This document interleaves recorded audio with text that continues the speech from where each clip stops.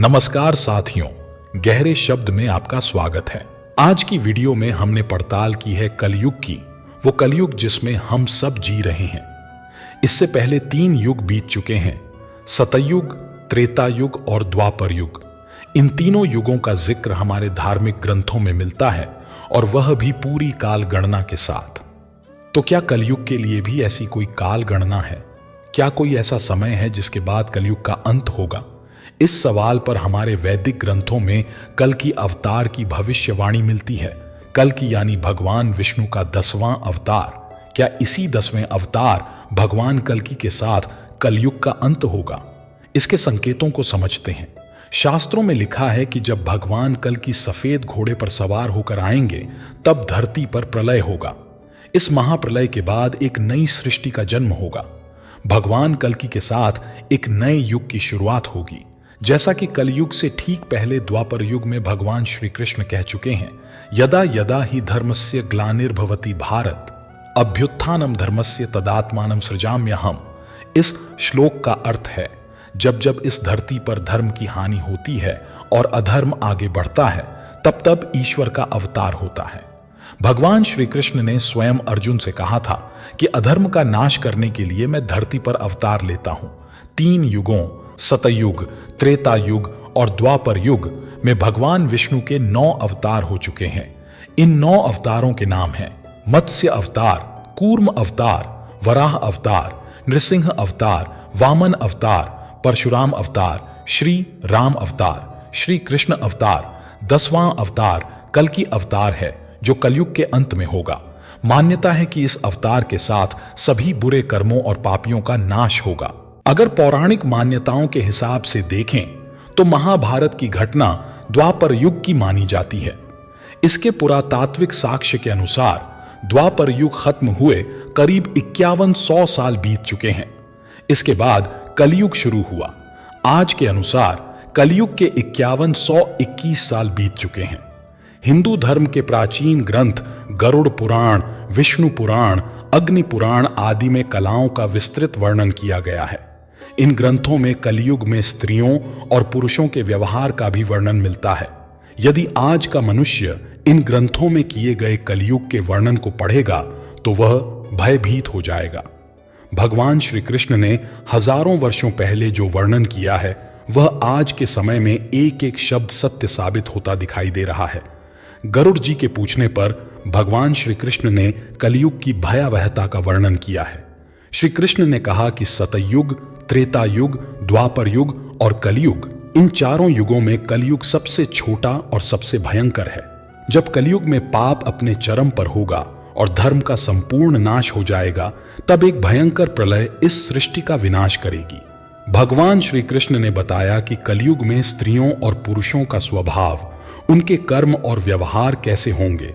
आइए इसे संक्षिप्त रूप में समझते हैं। बलवान व्यक्ति सबका स्वामी होगा। गरुड़ पुराण के अनुसार चाहे वह किसी भी कुल में जन्मा हो, जो बलवान होगा वही सभी का स्वामी बनेगा। वह सभी वर्णों से कन्याओं को ग्रहण करेगा। धोखा और पाखंड चरम पर होगा। कलयुग में जो व्यक्ति झूठ और पाखंड करेगा उसे श्रेष्ठ माना जाएगा। मनुष्य विचारधारा और मशीनी उपकरणों की पूजा करेंगे। उन्हें देवताओं से भी ऊपर स्थान दिया जाएगा। धर्म और उपवास के नियम टूटेंगे। लोग उपवास, व्रत, दान, तप आदि अपने अनुसार करेंगे। कोई विधि विधान का पालन नहीं करेगा। लोग अपने स्वार्थ के अनुसार धर्म के नियम बदलेंगे।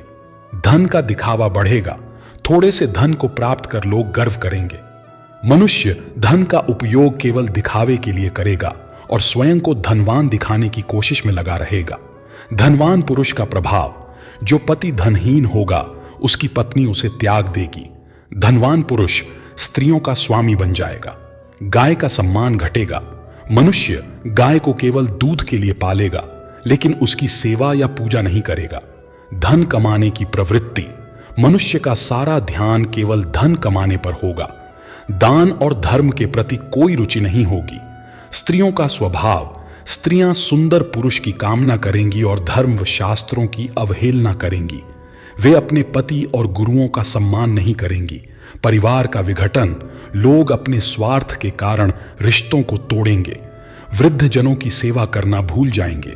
संयम का अभाव, बिना स्नान के भोजन करना, अग्नि देवता और अतिथि का सम्मान न करना आम हो जाएगा।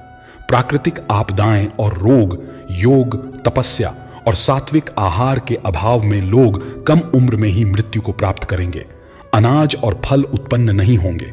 कलयुग का अंत समय में महिलाएं कम उम्र में ही गर्भवती होंगी। पेड़ पौधे खत्म हो जाएंगे और केवल शमी के पेड़ बचेंगे। इस प्रकार पुराणों में कलयुग का भयावह वर्णन किया गया है। क्या आपको लगता है कि आज के समय में यह सत्य हो रहा है?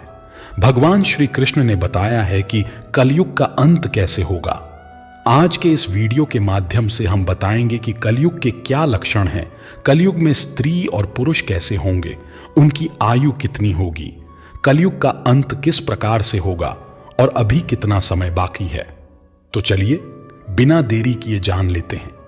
दोस्तों, महाभारत के युद्ध की समाप्ति के पश्चात जब धर्मराज युधिष्ठिर हस्तिनापुर के सिंहासन पर आसीन हुए तो उनके मन में सृष्टि के भविष्य को लेकर अनेक चिंताएं उठने लगीं। द्वापर युग अब समाप्त होने की कगार पर था और कलयुग के आगमन के संकेत मिलने लगे थे। युधिष्ठिर यह सोचकर व्याकुल हो उठे कि कलयुग में मानव जीवन का क्या होगा और धर्म की क्या स्थिति रहेगी। अपने मन की इस चिंता का समाधान पाने के लिए उन्होंने अपने चारों भाइयों भीम, अर्जुन, नकुल और सहदेव के साथ भगवान श्री कृष्ण के पास जाने का निश्चय किया। इस प्रकार विचार करके सभी पांडव द्वारिका की ओर प्रस्थान करने लगे।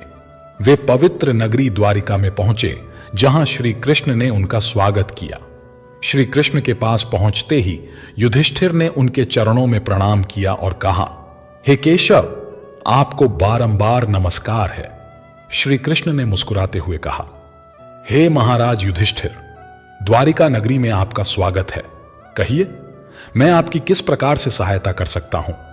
युधिष्ठिर ने विनम्रता पूर्वक कहा, हे माधव, आप तो सब कुछ जानते हैं। द्वापर युग अब समाप्त होने वाला है और कलयुग के संकेत स्पष्ट रूप से दिखने लगे हैं। मैं यह जानना चाहता हूं कि कलयुग में मानव का स्वभाव और आचरण कैसा होगा, वह किस प्रकार के कर्म करेगा और मोक्ष प्राप्ति के लिए उसे कौन से प्रयास करने होंगे। श्री कृष्ण ने गहरी मुस्कान के साथ उत्तर दिया, हे धर्मराज, आपकी जिज्ञासा उचित है।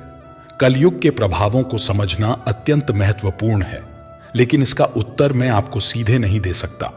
इसके लिए आपको और आपके भाइयों को कुछ विशेष अनुभव प्राप्त करने होंगे। युधिष्ठिर ने उत्सुकता पूर्वक पूछा, हे केशव, आप जिस प्रकार की परीक्षा की बात कर रहे हैं उसके लिए हम क्या करें?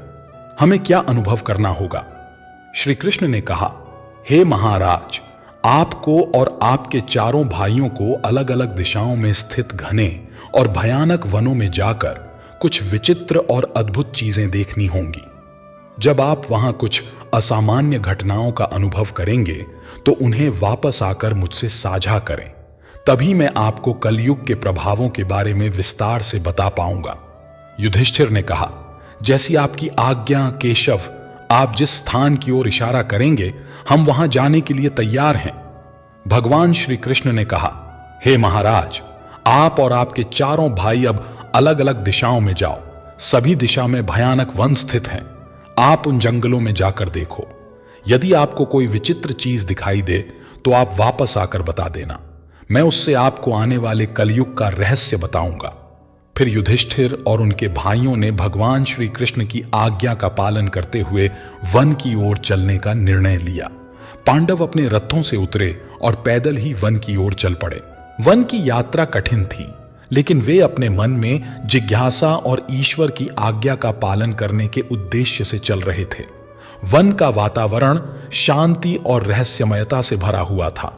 पांडव एक एक करके अलग अलग दिशाओं में जाने लगे ताकि वे अधिक से अधिक अद्भुत घटनाओं का अनुभव कर सकें। सबसे पहले युधिष्ठिर को एक घने और रहस्यमय वन में एक विचित्र दृश्य दिखाई दिया। उन्होंने देखा कि एक विशालकाय हाथी के 2 सूंड हैं। वह हाथी अपने दोनों सूंड से वन के पेड़ों को उखाड़ रहा था, मानो उसकी शक्ति अद्वितीय हो। यह दृश्य देखकर युधिष्ठिर आश्चर्यचकित हो गए और सोचने लगे कि यह अद्भुत घटना क्या संकेत दे रही है। उन्होंने उस हाथी को ध्यान से देखा और उसके अद्वितीय रूप को समझने का प्रयास किया। इसके बाद अर्जुन ने भी एक अद्भुत घटना का साक्षात्कार किया। अर्जुन एक सुंदर और शांत वन में पहुंचे जहां पक्षियों की चहचहाहट सुनाई दे रही थी। वहां उन्होंने देखा कि एक विशाल पक्षी के पंखों पर वेदों की रचाएं लिखी हुई थीं। वह पक्षी अत्यंत विशाल और गौरवशाली था, लेकिन वह मुर्दे का मांस खा रहा था। अर्जुन यह दृश्य देखकर सोचने लगे, यह कैसा अद्भुत और विरोधाभासी दृश्य है। एक ओर यह पक्षी वेदों का ज्ञान धारण करता है और दूसरी ओर वह मृत जीवों का मांस खा रहा है। अर्जुन ने इस दृश्य को ध्यान से देखा और यह समझने का प्रयास किया। फिर भीम, जो बड़े बलवान और हृष्ट-पुष्ट थे, उन्होंने भी एक अनोखी घटना देखी। भीम एक हरे भरे चारागाह में पहुंचे जहां गायों का एक झुंड चर रहा था। वहां उन्होंने देखा कि एक गाय ने बछड़े को जन्म दिया और वह गाय अपने बछड़े को इतनी जोर से छांटने लगी कि वह बछड़ा लहूलुहान हो गया। भीम ने यह दृश्य देखा और सोचने लगे, यह कैसी विचित्र ममता है जो बच्चे को घायल कर रही है। इसके बाद सहदेव ने एक विचित्र दृश्य देखा। सहदेव एक सुंदर और शांत जलाशय के पास पहुंचे जहां 7 कुएं थे। उन 7 कुओं में से 6 कुओं में पानी भरा हुआ था, लेकिन बीच वाला कुआं जो सबसे गहरा था उसमें जरा सा भी पानी नहीं था। यह दृश्य देखकर सहदेव गहरे विचार में पड़ गए और सोचने लगे कि यह अद्भुत दृश्य क्या संकेत दे रहा है। उन्होंने इस दृश्य को ध्यान से देखा और यह समझने का प्रयास किया। फिर अंत में नकुल ने भी एक अद्भुत दृश्य देखा। नकुल एक पर्वतीय क्षेत्र में पहुंचे जहां चारों ओर ऊंचे ऊंचे पर्वत थे और उन पर हरे भरे वृक्ष उगे हुए थे। उन्होंने देखा कि एक पहाड़ की छोटी सी एक विशाल काय शिला लुढ़कती हुई नीचे आ रही थी। वह शिला अपने रास्ते में आने वाले बड़े बड़े वृक्षों को उखाड़कर फेंक देती है, लेकिन जब वह एक छोटे से पौधे के पास पहुंची तो उसे छूते ही वह स्थिर हो गई। नकुल इस घटना से स्तब्ध रह गए और सोचने लगे कि यह छोटा सा पौधा इतना शक्तिशाली कैसे हो सकता है। उन्होंने इस दृश्य को ध्यान से देखा और यह समझने का प्रयास किया। शाम होते ही 5 भाई वन से वापस लौटे और भगवान श्री कृष्ण के पास पहुंचे। वे सभी अपने अपने अनुभवों को साझा करने के लिए उत्सुक थे। सबसे पहले युधिष्ठिर ने अपनी बात कही, हे प्रभु, मैंने एक हाथी देखा जिसकी 2 सूंडें थीं। यह दृश्य देखकर मैं बहुत चकित हुआ। श्री कृष्ण मुस्कुराए और बोले, धर्मराज, इस दृश्य का अर्थ यह है कि कलयुग में ऐसे लोग सत्ता में आएंगे जो दोनों ओर से शोषण करेंगे। वे एक ओर प्रजा से सेवा और भक्ति की मांग करेंगे और दूसरी ओर अपने स्वार्थ के लिए उनका दोहन करेंगे। वे दिखावे में कुछ और होंगे और अंदर से कुछ और। ऐसे शासक प्रजा के हित की बजाय अपने स्वार्थ को प्राथमिकता देंगे। इसके बाद अर्जुन ने कहा, प्रभु, मैंने एक पक्षी देखा जिसके पंखों पर वेदों की रचनाएं लिखी हुई थीं, लेकिन वह पक्षी मुर्दे का मांस खा रहा था। यह दृश्य मेरे लिए अत्यंत विचित्र था। श्री कृष्ण ने गहरे विचार में डूबते हुए कहा, अर्जुन, कलयुग में ऐसे लोग होंगे जो बड़े बड़े विद्वान और पंडित कहलाएंगे। उनके पास ज्ञान तो होगा, लेकिन उनका हृदय पवित्र नहीं होगा। वे मृतकों के नाम पर धन अर्जित करने के लिए तत्पर रहेंगे। ऐसे विद्वान केवल अपने लाभ के लिए धर्म और वेदों का उपयोग करेंगे। वे केवल उस समय का इंतजार करेंगे जब कोई धनी व्यक्ति मरे और उनकी संपत्ति उनके नाम हो जाए। इस युग में धर्म के नाम पर भी छल और कपट होगा। फिर भीम ने अपनी बात कही, प्रभु, मैंने देखा कि एक गाय अपने बछड़े को इतनी जोर से छांट रही थी कि वह लहूलुहान हो गया। यह दृश्य मेरे लिए बड़ा ही विचित्र था। श्री कृष्ण ने गंभीरता से उत्तर दिया, भीम, कलयुग में माता पिता अपने बच्चों के प्रति इतनी ममता और मोह दिखाएंगे कि वे उनके विकास का मार्ग ही बाधित कर देंगे। अत्यधिक स्नेह और सुरक्षा के कारण बच्चे आत्मनिर्भर नहीं बन पाएंगे और वे जीवन में आगे बढ़ने के बजाय मोह माया के जाल में फंस कर रह जाएंगे। माता पिता की ममता उनके बच्चों के लिए ही बाधा बन जाएगी और बच्चे आत्मनिर्भर बनने के बजाय कमजोर हो जाएंगे। अब सहदेव ने अपनी बारी ली और कहा, हे प्रभु, मैंने 7 कुओं का अद्भुत दृश्य देखा। 6 कुओं में पानी भरा हुआ था, लेकिन बीच वाला कुआं जो सबसे गहरा था वह पूरी तरह से सूखा था। यह दृश्य मुझे बहुत विचित्र लगा। श्री कृष्ण ने धीरे धीरे उत्तर दिया, सहदेव, कलयुग में ऐसे लोग होंगे जो दिखावे में बड़े धनाढ्य और संपन्न होंगे। वे बड़े बड़े उत्सवों और आयोजनों में अपार धन खर्च करेंगे, लेकिन अपने पड़ोस में भूखे और प्यासे लोगों की ओर देखने की भी जरूरत नहीं समझेंगे। वे केवल अपने स्वार्थ और आनंद के लिए धन का उपयोग करेंगे और दूसरों की पीड़ा की उन्हें कोई परवाह नहीं होगी। यह युग स्वार्थ और अनदेखी का होगा, जहां धन का असली उपयोग नहीं हो पाएगा। अंत में नकुल ने अपनी बात कही, प्रभु, मैंने देखा कि एक विशाल काय शिला पहाड़ से लुढ़कती हुई नीचे आ रही थी। वह अपने रास्ते में आने वाले बड़े बड़े वृक्षों को उखाड़कर फेंक रही थी, लेकिन एक छोटे से पौधे के पास पहुंचते ही वह शिला स्थिर हो गई। यह दृश्य मेरे लिए अत्यंत आश्चर्यजनक था। श्री कृष्ण ने गंभीर स्वर में उत्तर दिया, नकुल, कलयुग में मनुष्य का पतन बड़े बड़े धन और संपत्तियों के कारण नहीं रुकेगा। उसका जीवन केवल भौतिक सुख सुविधाओं से उखड़ जाएगा। लेकिन अगर मनुष्य अपने हृदय में भगवान का नाम और सच्ची भक्ति धारण कर लेता है तो वह पतन के मार्ग से बच सकता है। हरि नाम का छोटा सा पौधा भी जीवन को संभाल सकता है, जबकि बड़े बड़े वृक्ष जैसे धन और सत्ता उसे नहीं बचा पाएंगे। यही कलयुग का सच होगा। भगवान श्री कृष्ण के इन उत्तरों को सुनकर पांचों पांडव गहरे विचार में पड़ गए। उन्होंने कलयुग के भविष्य की एक झलक देख ली थी और यह समझ लिया कि इस युग में मनुष्य का स्वभाव और आचरण कैसे बदल जाएगा। वे समझ गए कि इस युग में धर्म और सत्य का पालन करना कितना कठिन होगा, लेकिन यदि वे सच्ची भक्ति और भगवान के नाम का आश्रय लें तो वे अवश्य ही इस पतन से बच सकते हैं। इसके पश्चात पितामह भीष्म ने भी कलयुग के बारे में कुछ भविष्यवाणियां की। उन्होंने कहा, कलयुग में लोग अपने माता पिता की सेवा नहीं करेंगे। संपत्ति के लालच में वे अपने माता पिता को घर से बाहर निकाल देंगे और विषय वासना में लिप्त हो जाएंगे। लोग पराई स्त्रियों पर बुरी नजर डालेंगे और सदैव काम वासना से भरे रहेंगे। यह सुनकर पांडवों ने कलयुग की एक और गहरी झलक पाई और यह समझ गए कि इस युग में मानव का पतन कितना गहरा हो सकता है। उन्होंने यह भी जाना कि धर्म और सत्य के मार्ग पर चलते हुए ही वे इस युग की कठिनाइयों का सामना कर सकते हैं। एक ही स्त्री कई पुरुषों से विवाह करेगी। यह स्थिति समाज में नैतिकता और सदाचार का ह्रास होने का प्रतीक है। इसके अलावा लोग पूजा पाठ, श्राद्ध, अंतिम संस्कार, मुंडन और विवाह जैसे धार्मिक और सांस्कृतिक कार्यों का परित्याग कर देंगे। जल के अभाव के कारण लोग स्नान भी नहीं करेंगे और अशुद्ध ही रहेंगे।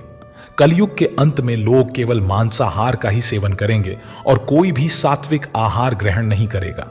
इस युग में लोगों के वस्त्र चमकीले और तने हुए होंगे, जो उनके भौतिकता के प्रति आकर्षण और आध्यात्मिकता से दूर होने का संकेत है। तीसरा संकेत वृक्षों का फलहीन होना। भगवान श्री कृष्ण ने तीसरा संकेत बताया कि कलयुग के अंत समय में वृक्षों में फल आना बंद हो जाएगा। सभी वृक्ष फल रहित हो जाएंगे और सृष्टि में हर तरफ केवल शमी के वृक्ष ही दिखाई देंगे। मनुष्य शाकाहार को त्याग कर केवल मांसाहार का सेवन करेंगे। इस युग का भोजन तामसिक और रोग उत्पन्न करने वाला होगा, जिससे लोग जल्दी ही बूढ़े होकर मृत्यु को प्राप्त हो जाएंगे। कलयुगी मनुष्य गाय की पूजा करना बंद कर देंगे और गायों को केवल दूध और मांस के लिए पाला जाएगा। यह संकेत समाज में धर्म, नैतिकता और प्रकृति के प्रति सम्मान की कमी का प्रतीक है। चौथा संकेत अल्पवृष्टि। श्री कृष्ण ने चौथे संकेत के रूप में कहा कि कलयुग के अंत समय में अल्पवृष्टि होगी, अर्थात बहुत ही कम बारिश होगी। खेतों में अनाज नहीं उगेगा और धान्य का आकार बहुत छोटा हो जाएगा। फलों में रस भी उत्पन्न नहीं होगा। मनुष्य भूख और प्यास के कारण तड़प कर मरने लगेंगे।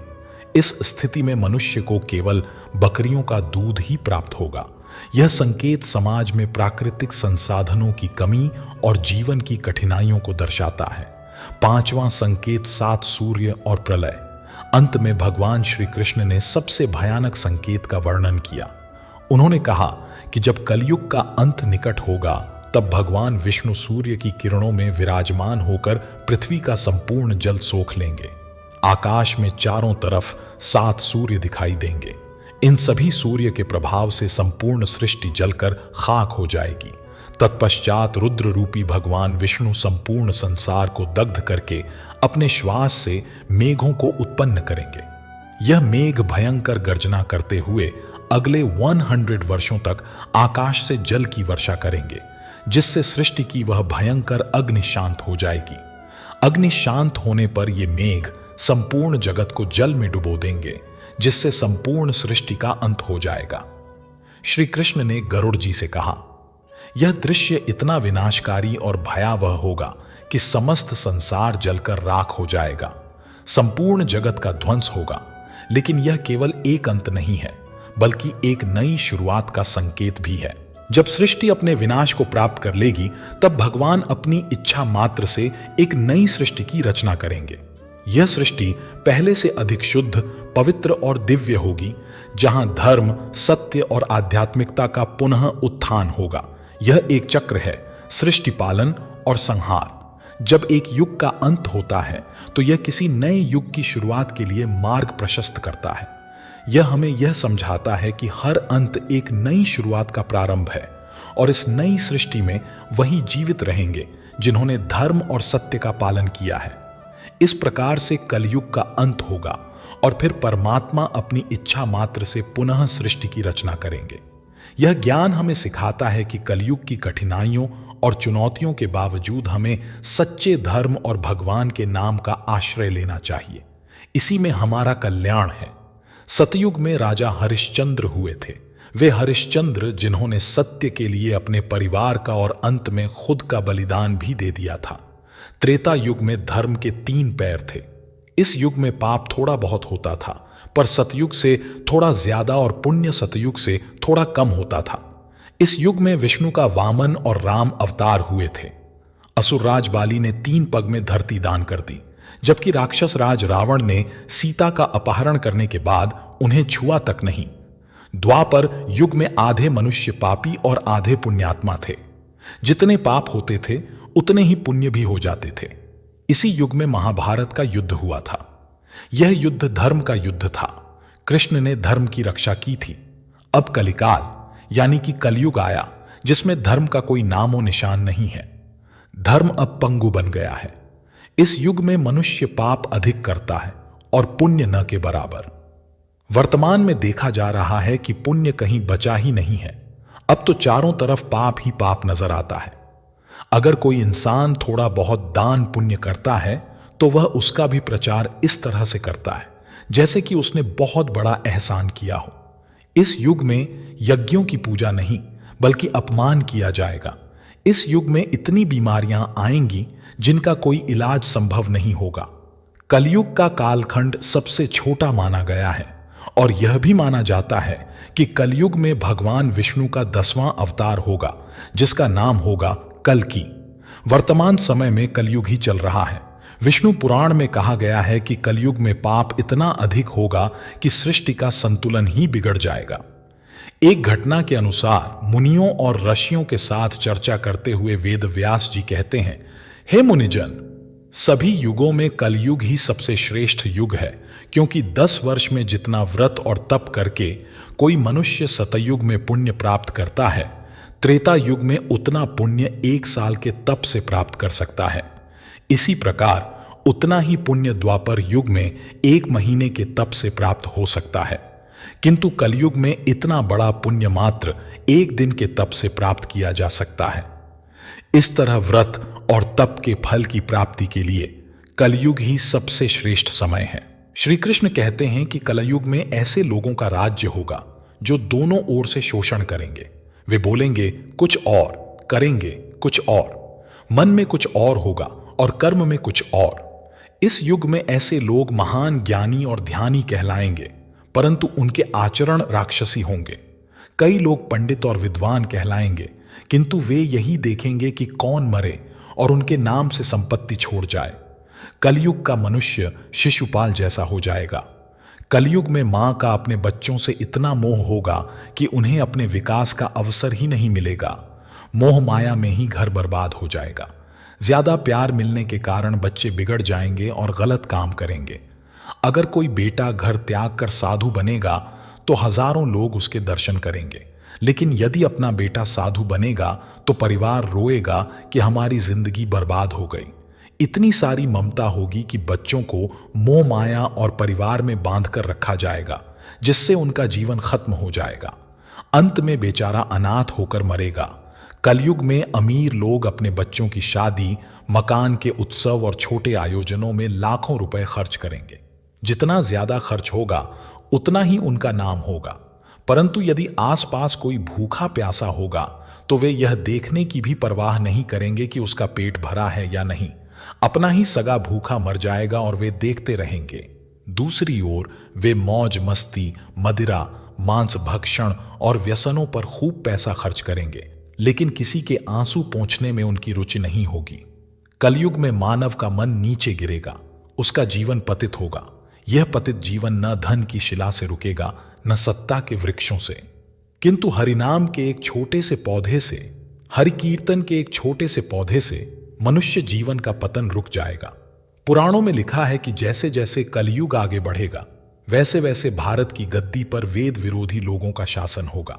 ये ऐसे लोग होंगे जो जनता से झूठ बोलेंगे, एक दूसरे की आलोचना करेंगे और जिनका कोई धर्म नहीं होगा। ये सभी विधर्मी होंगे और मिलकर भारत को बर्बाद कर देंगे। अंततः भारत को अराजक भूमि बना देंगे। ज्यों ज्यों कलयुग आगे बढ़ेगा ब्राह्मण गण संस्कार शून्य हो जाएंगे, राजा लोग भी शूद्र तुल्य हो जाएंगे। अपनी तुच्छ बुद्धि को शाश्वत समझकर कुछ मूर्ख लोग ईश्वर और धर्म ग्रंथों की प्रामाणिकता पर प्रश्न उठाने का दुस्साहस करेंगे। वे पुराणों का अपमान करेंगे। इसका अर्थ होगा कि उनके पाप प्रबल हो चुके हैं। जब सभी वेदों को त्याग दिया जाएगा, संस्कार शून्यता फैलेगी। लोग छोटी छोटी बातों पर क्रोधित होकर आग बबूला हो जाएंगे। दुष्ट लोग स्त्रियों, बच्चों, गांवों और ब्राह्मणों को मारने में भी संकोच नहीं करेंगे। दूसरों की स्त्रियों और धन को हथियाने में ये लोग सदा तत्पर रहेंगे। ब्रह्मा जी ने नारद से कहा, भयंकर कलयुग में मनुष्य का आचरण दुष्ट हो जाएगा। योगी भी दुष्ट चित्त वाले होंगे। संसार में परस्पर विरोध फैलेगा। ब्राह्मण, क्षत्रिय और वैश्य दुष्ट कर्मों में लिप्त हो जाएंगे। राजाओं में चरित्रहीनता विशेष रूप से देखी जाएगी। देश और गांव गांव में कष्ट फैल जाएगा।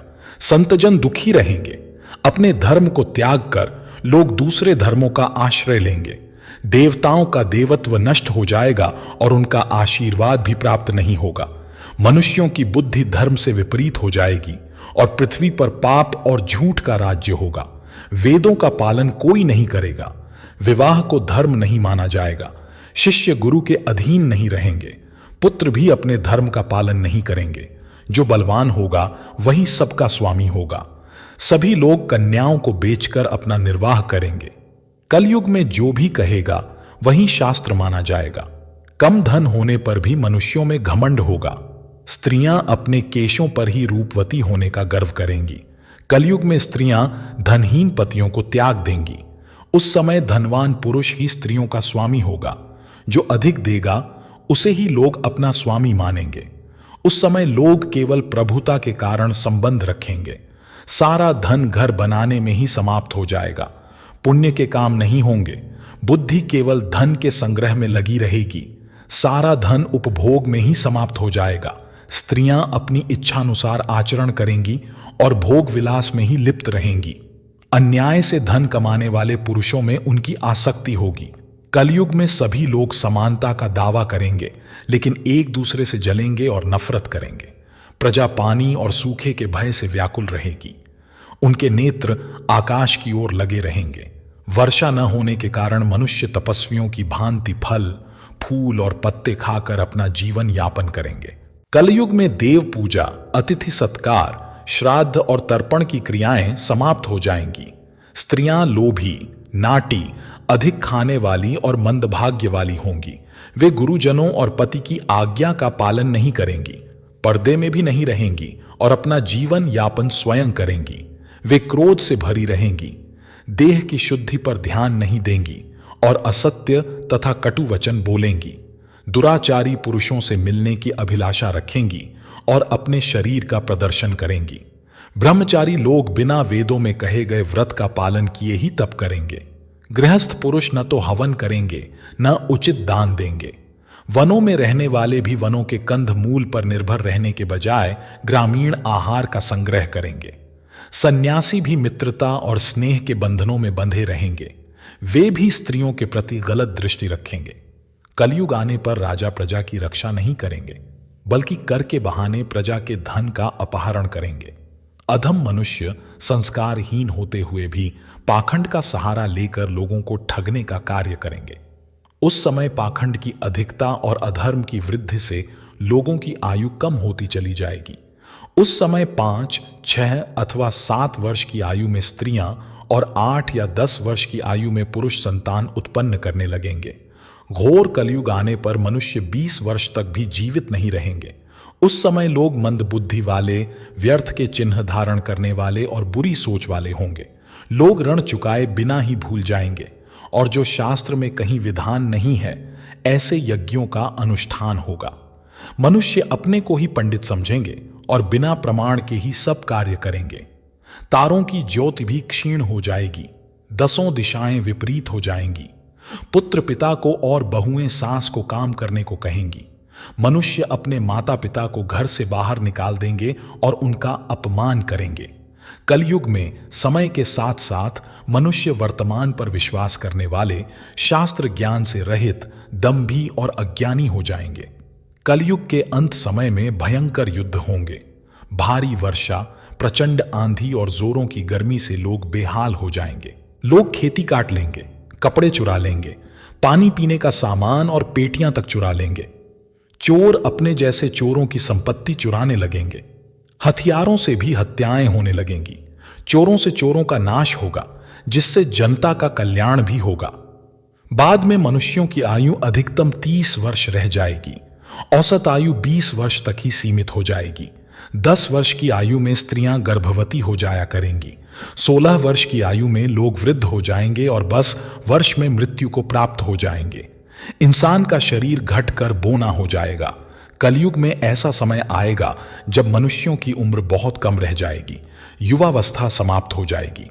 कली के प्रभाव से प्राणियों के शरीर छोटे, क्षीण और रोगग्रस्त हो जाएंगे। 12 स्कंध में श्री सुखदेव जी परीक्षित जी से कहते हैं, जैसे जैसे घोर कलयुग आता जाएगा, धर्म, सत्य, पवित्रता, क्षमा, दया, आयु, बल और स्मरण शक्ति का लोप होता जाएगा। कलिकाल बढ़ने के साथ साथ मनुष्यों की आयु घटकर 20 या 30 वर्ष रह जाएगी। धर्म और जीवन का पतन। कलयुग में चारों वर्णों के लोग शूद्रों के समान हो जाएंगे। गाय भी बकरियों की तरह छोटी और कम दूध देने वाली हो जाएगी। अंततः अन्न उपजना बंद हो जाएगा। पेड़ों पर फल नहीं लगेंगे। धीरे धीरे सारी चीजें विलुप्त हो जाएंगी। गाय दूध देना बंद कर देगी। स्त्रियां कठोर स्वभाव वाली, कटु वचन बोलने वाली और पति की आज्ञा न मानने वाली होंगी। जिसके पास धन होगा, स्त्रियां उसी के साथ रहेंगी। मनुष्यों का स्वभाव गधों जैसा हो जाएगा। धर्म कर्म का लोप हो जाएगा। मनुष्य अहितकारी, नास्तिक और चोर बन जाएंगे।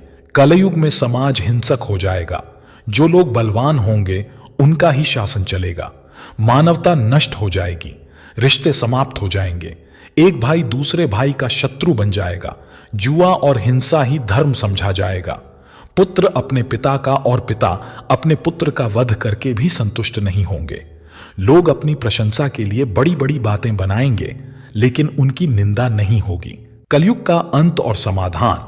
कलयुग के अंत में सभी अनैतिक कृत्य सामान्य हो जाएंगे। स्त्री और पुरुष वैदिक नियमों का पालन करना छोड़ देंगे।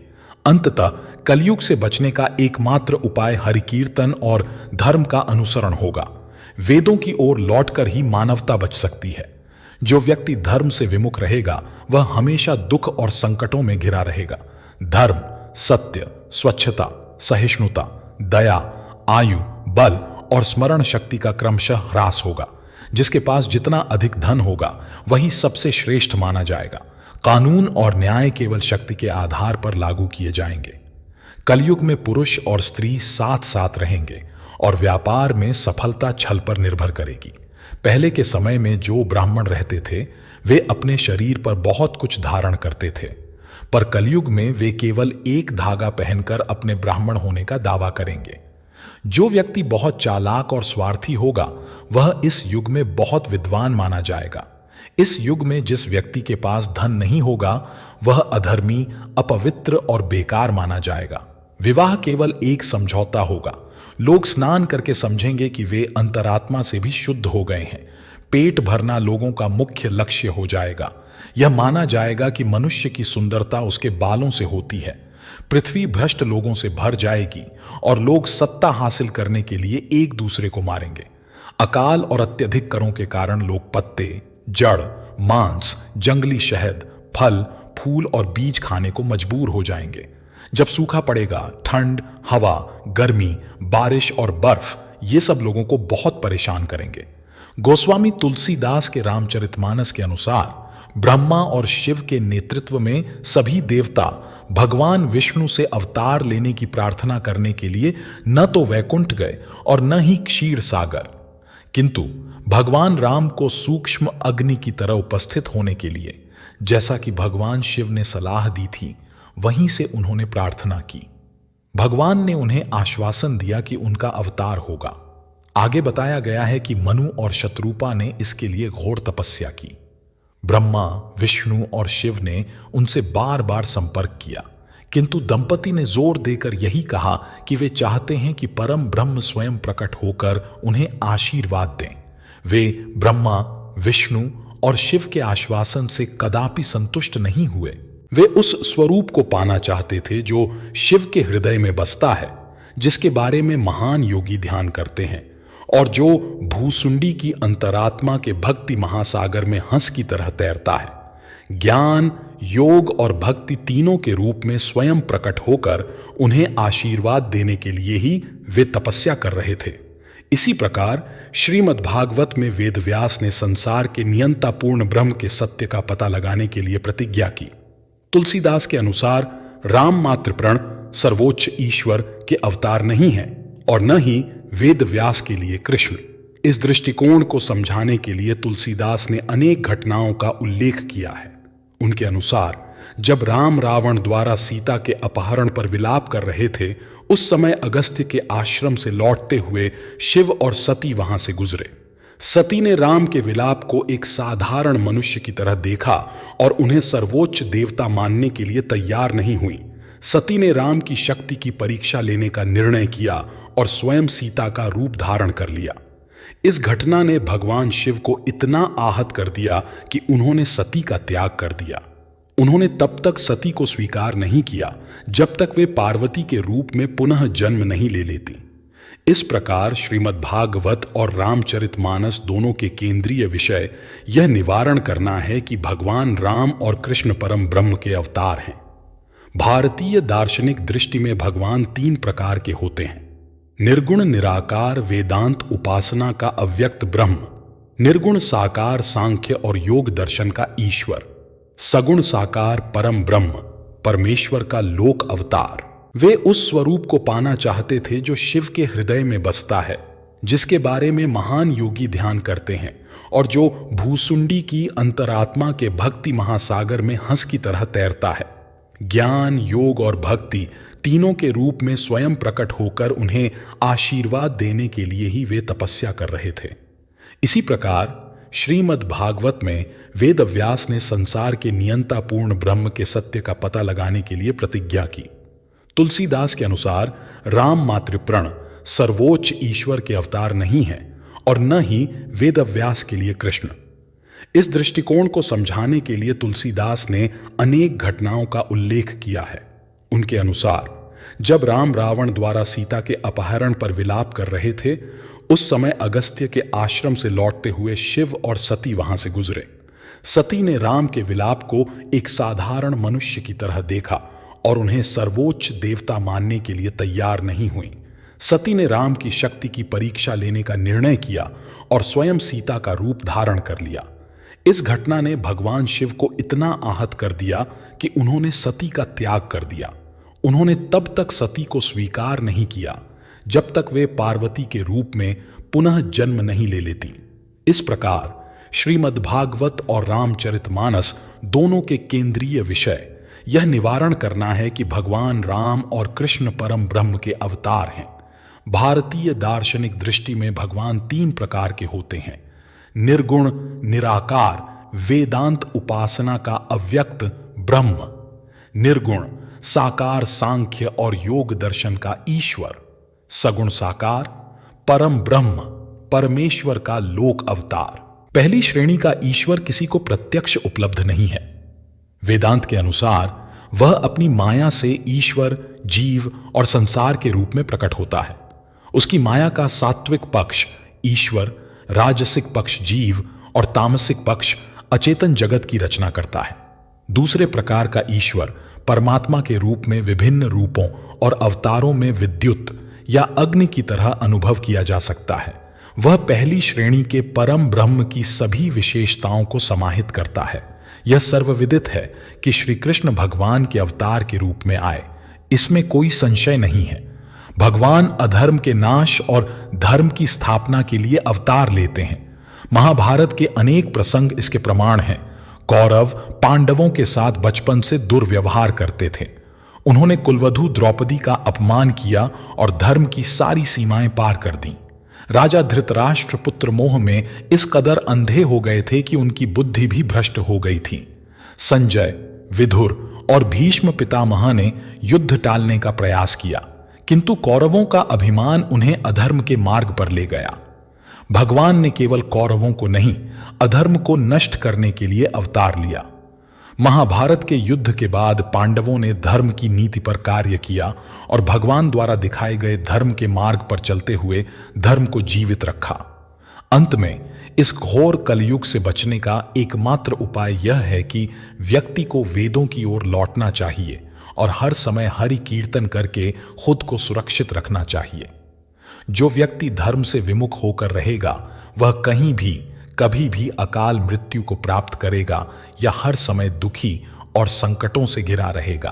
प्रिय मित्रों, यदि आप इस कलयुग से बचना चाहते हैं तो गलत लोगों से दूरी बनाए रखें, भजन कीर्तन करते रहें और भागवत गीता का पाठ अवश्य करें। आप ईश्वर की पूजा आराधना में लगे रहें। इससे आपके जो भी बुरे कर्मों के फल हैं वे समाप्त हो जाएंगे और आपको इस कलयुग से मुक्ति मिलेगी। भगवान श्री कृष्ण ने कहा है कि जो व्यक्ति कलयुग में हमेशा सत्य के मार्ग पर चलेगा उसका जीवन आसान हो जाएगा।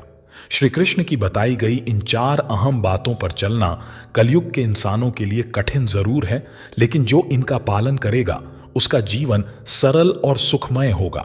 आज की भाग दौड़ भरी जिंदगी में ईश्वर का स्मरण करने के लिए किसी के पास समय नहीं है, लेकिन जब विपत्ति आती है तो सभी को भगवान याद आते हैं। यदि इंसान सुख में भी भगवान का स्मरण करता रहे तो उसे दुख के दिन नहीं देखने पड़ेंगे। उसे सुख और दुख दोनों समय भगवान का स्मरण करते रहना चाहिए। रोज श्रीमद् भागवत गीता का पाठ करना चाहिए और भगवान के नाम का स्मरण करना चाहिए। हमेशा अच्छे कर्म करने चाहिए। हिंदू धर्म में ब्रह्मा और विष्णु पुराण की कई मान्यताएं हैं। पुराणों के अनुसार कलयुग के खत्म होने के बाद दुनिया समाप्त हो जाएगी। विष्णु पुराण में ऐसी कई परिस्थितियां लिखी गई हैं जिनसे पता चलता है कि सृष्टि अपने अंत के करीब है। ऐसा बताया गया है कि महाभारत युद्ध के समय कई लोग किसी कारणवश इस युद्ध में भाग नहीं ले पाए थे। वे सभी योद्धा युद्ध लड़ना चाहते थे और उनकी यह इच्छा कलयुग के अंत में पूरी होगी। कलयुग के अंत में कल की अवतार का जन्म होगा। भगवान बलराम, जिन्हें जगन्नाथपुरी में बलभद्र के नाम से जाना जाता है, प्रकट होंगे और अधूरा महाभारत युद्ध पुनः लड़ा जाएगा। मुझे सुनने के लिए धन्यवाद दोस्तों। मिलते हैं अगली वीडियो में एक नई सीख के साथ। खुश रहिए, अपना ख्याल रखिए। जय श्री कृष्णा।